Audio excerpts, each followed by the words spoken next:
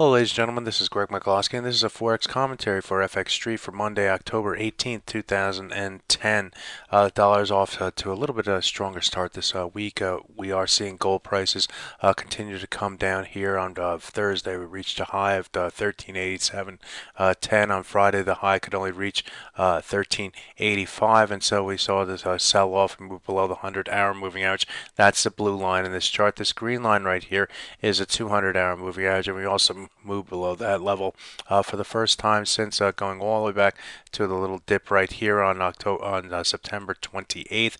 Going further back, the market hasn't been below that 200-hour moving average. Again, that green line since this point right here around the September 13th, September 14th level. So that was a significant move, but the market failed on the break of that downside move, and the market rebounded back to the upside, leaving this nice tail down here. Now the market is in between what I call my goalposts. This is defined by the blue line, the 100-hour moving average, and the green line, the 200-hour moving average. If the market should come up to this area, come up and find some sellers against the 100-hour moving average, if this market should give way, then we should see higher prices to the upside. If we do find the sellers against the level, look for a confirming move through the 200-hour moving average. That 200-hour moving average currently comes in at 1355. So this is going to be eyed very closely here for today's trading bias. And what normally happens, or what we've been seeing, is as gold prices come down, so does the price of the euro, and we can see a continuation of the corrective move to the downside for the euro here today. There is speculation that perhaps the Fed will not do as much intervention as the market anticipates as far as quantitative easing goes, and as a result, we are seeing this corrective move to the downside. That's the excuse, at least, that they give you. The fact is the euro's moved quite a bit since September 10th. The market has moved from a low of around 126.43. Around it has been 126.43 up to the high of 141.58. That's a pretty good, significant move in the course of a month and a few days. So we are seeing some corrective corrections to the downside for the euro versus U.S. dollar.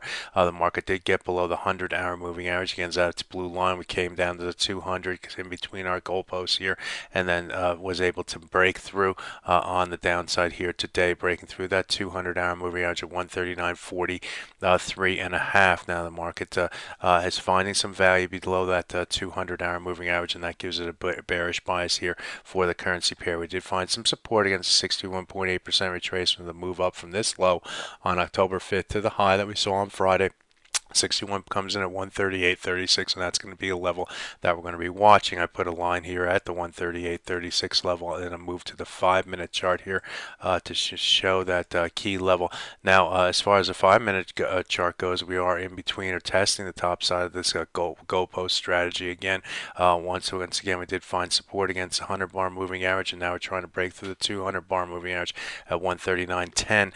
Currently trading at 13, so we are making that break to the upside. We should see further moves in that direction. The target on the upside would be 38.2% at 139.55 here. Let's look for sellers on any sort of move to the upside. That's 38.2, or the move down from Friday's high down to the low comes in at 139.55. So it's a nice bounce off the 100-bar moving average in the 5-minute chart. Quick move up to the 139.16 level here is good news for the euro versus U.S. dollar as the New York session gets its feet to wet here. The sterling versus U.S. dollar, this currency pair has seen a move down below the 61.8 of this move up from this October 12th high to the low to the high that we saw on Friday.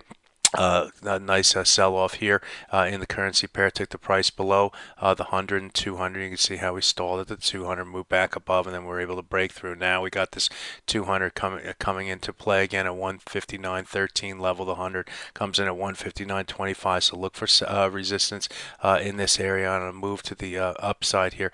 We are also breaking through the 100-bar moving average here on the 5-minute chart at 158.94 level. The 200 bar comes in at the 158. 9.59 level. So 29 and the 100-hour moving average comes in at 25. So look for 25 to 29.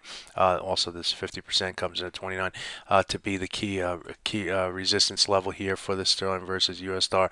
I'm going to make this in yellow just to remind you all that that's going to be our resistance here in the early New York hours here.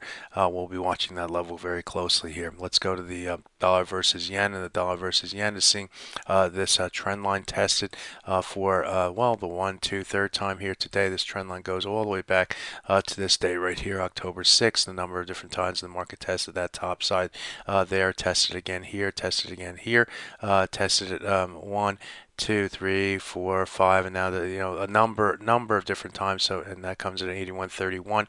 Currently trading 81.29. We get above that 31 level, and we got to target the 81.52 level. That's a 100-hour moving average. And I'm going to zoom in a little bit more, and you can see how the market hasn't been above the 100-hour moving average since its day right here. That's October 5th. So that's 1, 2, 3, 4, 5, 6, 7, 8 or so trading days. Get above the 100-hour moving average. You can see further moves up toward the 200-hour moving average at 81.95. Let's take a look at the dollar versus Swiss franc, and on this currency pair has some volatile action here. We did reach a low last Thursday in the currency pair. We had a quick rejection of a move to the downside on Friday and a sharp move, and now a sharp move to the upside, a sharp move back to the downside here. Came down to the 38.2% of this last leg to the downside here at the 95.63 level. Currently trading in between our goalposts here. The 100-bar moving average defined by 95.69 and the 200-bar moving average kind of defined by 96.03. Look for a break either to the upside or to the downside for that currency pair to define the directional bias for the currency pair. Right now it's neutral here, having corrected off the lows for the dollar versus Swiss.